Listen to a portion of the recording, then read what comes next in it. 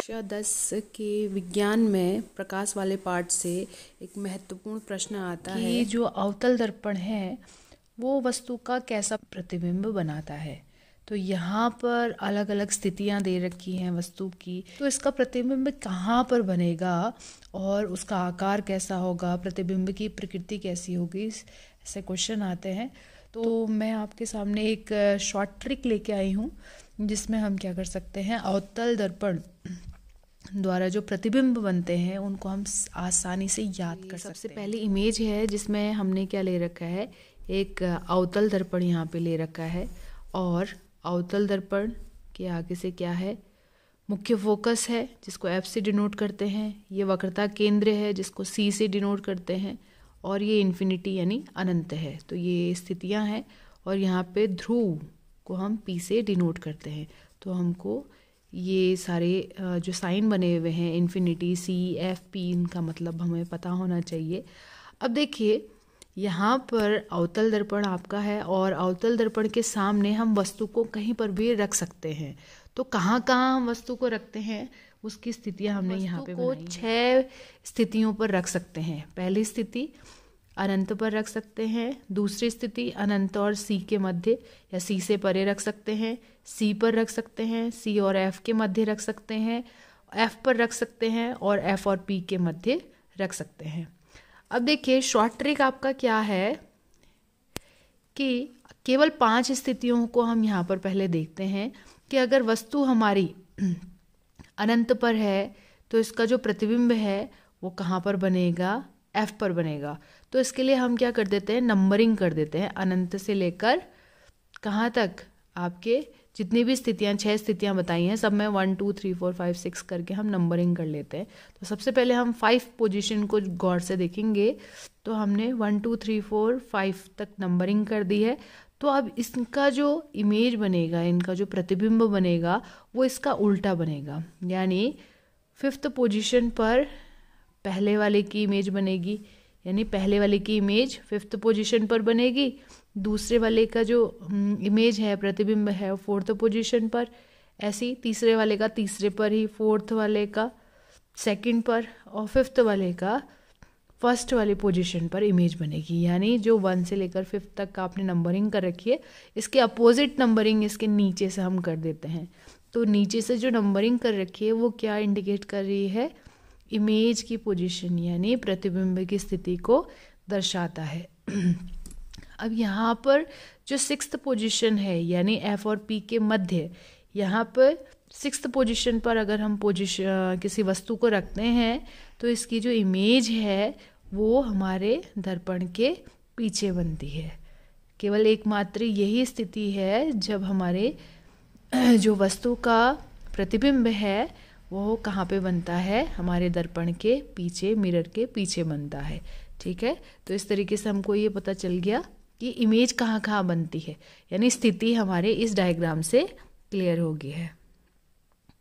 अब नेक्स्ट हम चलते हैं, आपका जो प्रतिबिंब बनता है उसका आकार कैसा होता है। यहाँ पर जो ब्लू कलर से हमने इंडिकेट कर रखा है ये आपके क्या बता रहे हैं, वस्तुओं की स्थिति को बता रहा है, और जो रेड कलर से हमने इंडिकेट कर रखा है, कॉलम बना रखे हैं, वो हमारे किसको बता रहा है, वो प्रतिबिंब को दर्शा रहा है। तो इस वाले चित्र से हम क्या समझ रहे हैं कि जो प्रतिबिंब बनता है उसका आकार कैसा होता है। तो 1st पोजीशन पर यानी अनंत पर अगर हम वस्तु को रखते हैं तो उसका प्रतिबिंब कहाँ बनता है, 5th पोजीशन पर बनता है यानी F पर बनता है, और कैसा बनता है, बहुत छोटे आकार का बनता है।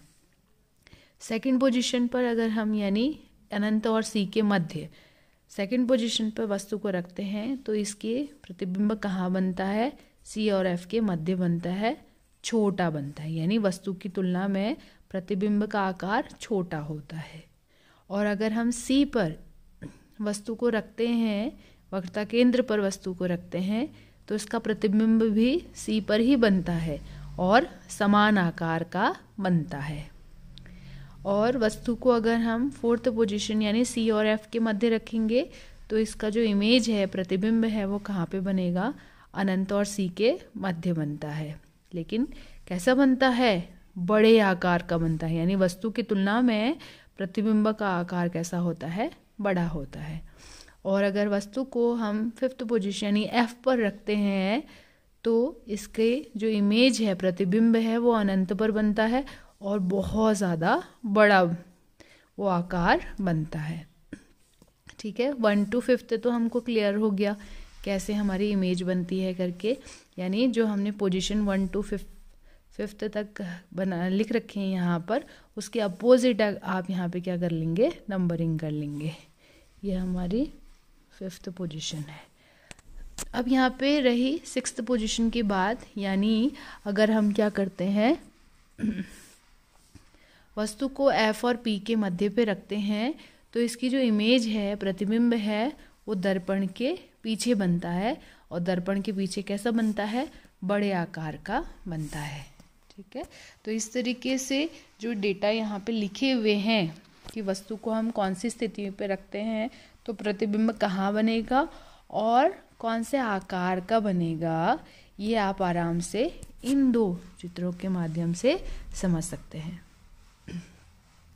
एक और पोर्शन यहाँ पर है प्रकृति का। आपने यहाँ पे गौर किया होगा कि 1 to 5th तक हमने जो इमेज बनाई, प्रतिबिंब बनाए, वो कहाँ बनाए, नीचे को बनाए, और जबकि 6th वाले का इस लाइन के ऊपर बना रखा है। तो ये क्या दर्शा रहा है, ये दर्शा रहा है कि जो वस्तु है वो कैसा है, उल्टा है।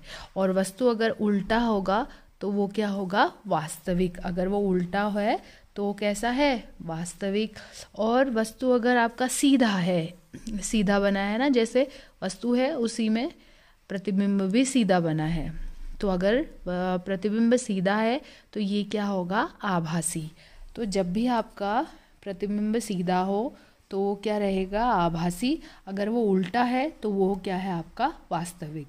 तो इस प्रकार 1 to 5th हमारे जितने भी प्रतिबिंब हैं वो कैसे बन रहे हैं, उल्टे और वास्तविक, जबकि 6th पोजीशन वाला आपका क्या बना है, सीधा और आभासी बना हुआ है।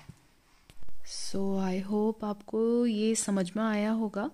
ये जो टिपिकल सा लगने वाला आपकी टेबल है, ये इजीली आप फॉर्म कर सकते हो, आसानी से बना सकते हो, और इससे रिलेटेड कोई भी आपका क्वेश्चन आता है आप इजीली सॉल्व कर सकते हो। ठीक है, थैंक यू।